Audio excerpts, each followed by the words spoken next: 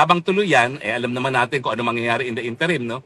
Gagawa na naman ng budget ang Malacanang. Ano na naman, mabubusog na naman ang mga kongresista, lalong-lalo na ng 20th Congress dahil sila na ngayon na magtatakil budget for 20th Congress. Ayan na naman, gagamitin na naman ng ayuda para makuha yung sertifikasyon na hinihingi sa 20th Congress na gusto nilang ipagpatuloy pa rin ang impeachment complaint.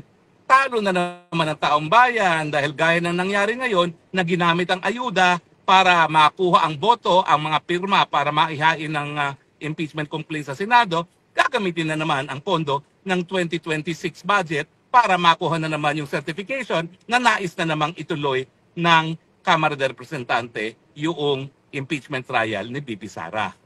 So by and large, bagamat hindi ito complete win, hindi complete loss kay BP Sara, talo na naman ang taong bayan. Kasi binigyan na naman ng pagkakataon ng Senado na kumita ang mga congressman.